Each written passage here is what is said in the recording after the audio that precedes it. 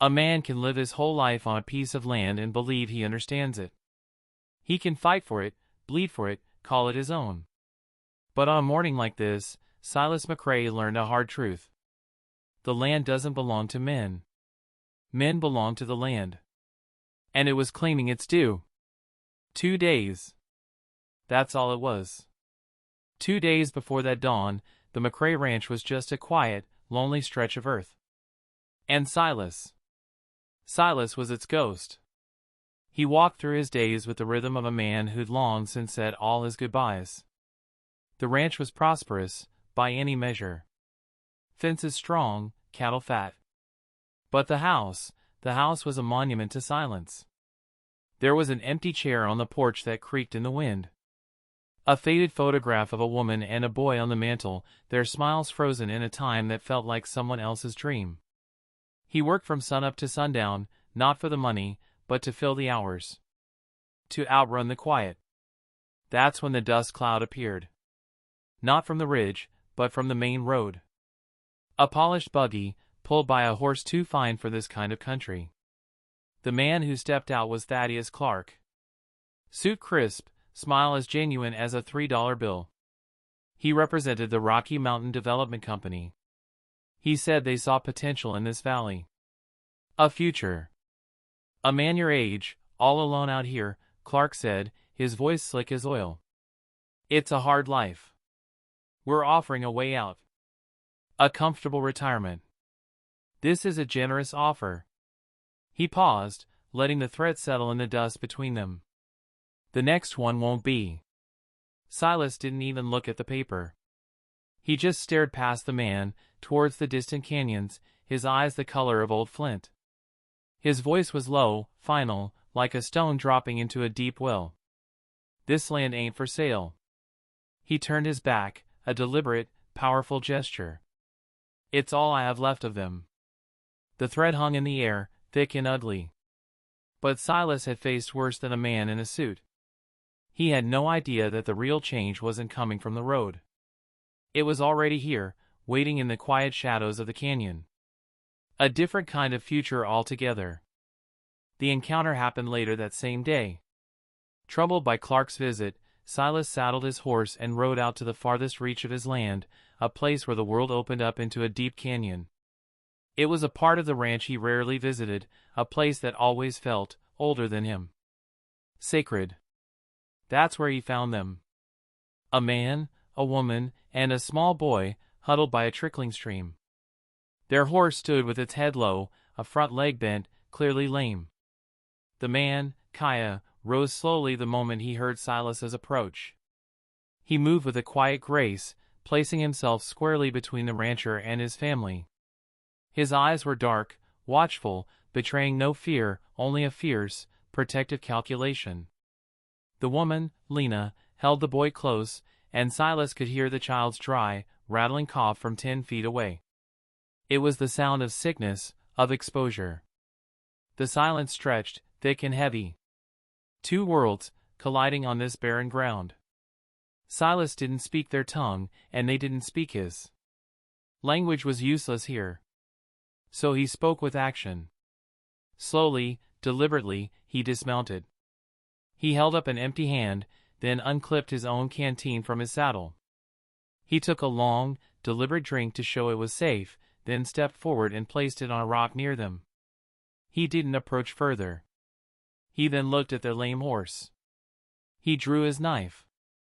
The tension spiked, Kaya's hand tightened on the spear he carried. But Silas didn't look at the family. He moved to the horse, his movements calm and sure, and with a quick, clean slice, he cut the hobble that was biting into the animal's injured leg. It was an act of mercy, not violence. He sheathed his knife, then pointed towards the horizon, where a thin, gray wisp of smoke rose from the chimney of his distant ranch house.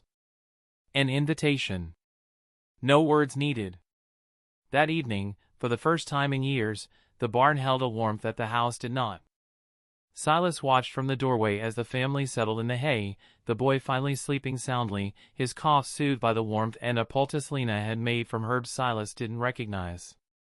He saw the way Kaya's stern posture had softened, the quiet gratitude in Lena's eyes as she met his gaze.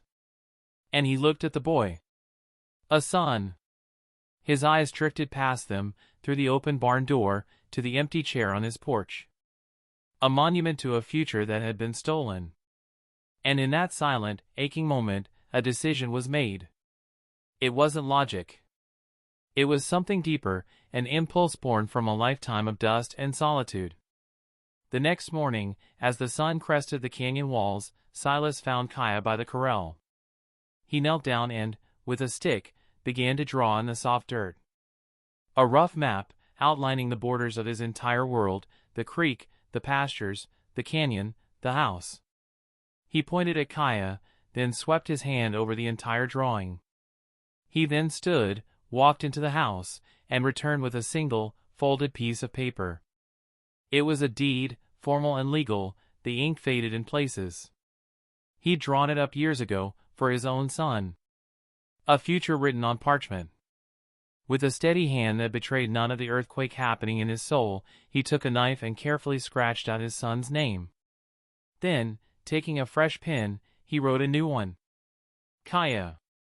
He wasn't just giving away dirt and grass. He was giving away his ghost, hoping a new one would move in and finally fill the silence. He handed the paper over. The deed was done. Kaya took the deed. His dark eyes scanned the strange symbols on the paper, then lifted to meet Silas's gaze. His expression was unreadable, a mask of stone.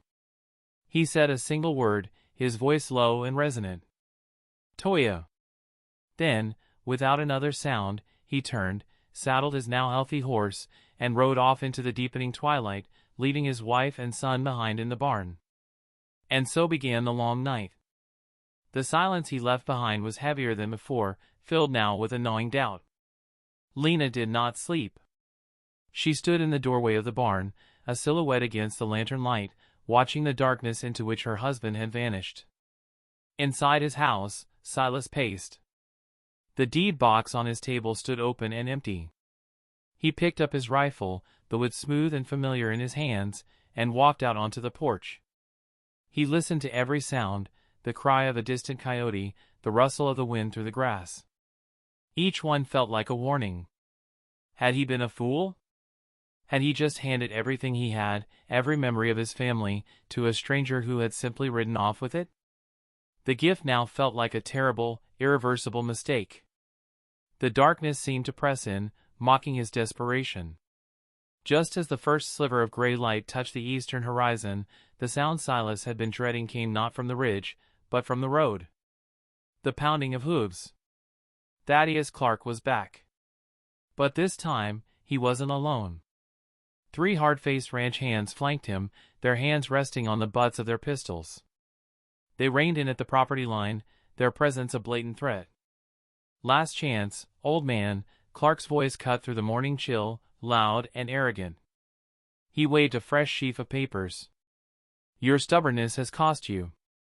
The generous offer is gone. Sign the papers now, or we'll take this land the hard way. Silas stood his ground on the porch, his rifle held tight. But the truth was as cold as the morning air. He was 1 against 4. His eyes flickered from Clark's smug face to the empty ridgeline. Nothing. No sign. His heart sank. The hope he didn't dare name curdled into despair. He had gambled everything, and he had lost. Clark saw the glance and smirked. Looking for something? Your savage friend isn't coming back to save you. He's probably halfway to Mexico by now. But then, it began. Not a sound you heard with your ears, but one you felt in your chest. A low, rhythmic drumming.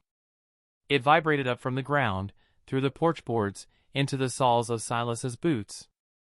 Clark's smirk vanished. His head snapped towards the ridge. The color drained from his face. And there, silhouetted against the burning rim of the rising sun, they appeared. Not a handful of warriors. Not a war party. It was the entire tribe. Dozens of them. Men on painted horses, their faces stern. Elders standing tall. Women and children, a whole community lining the ridge, their presence an unbreakable wall of silent strength. It was an army of belonging. From their midst, a single rider broke away. Kaya.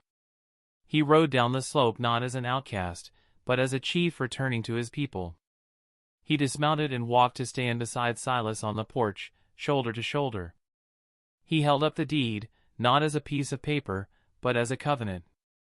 And when he spoke, his words were clear, spoken in English for all to understand. "This man is a brother," Kaya's voice rang out, strong and sure. "His blood is our blood. This land is our land." He turned his fierce gaze on Thaddeus Clark. "You are not welcome."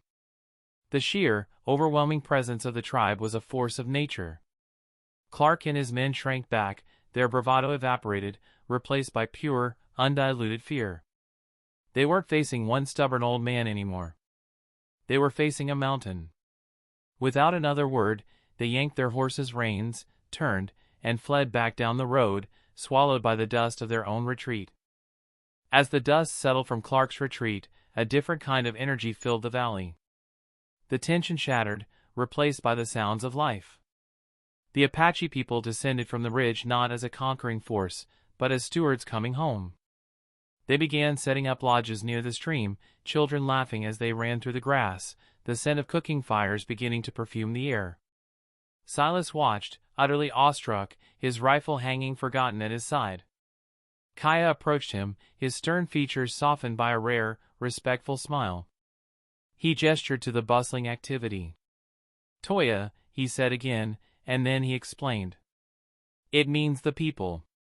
All of us. The land, it is a gift for one family.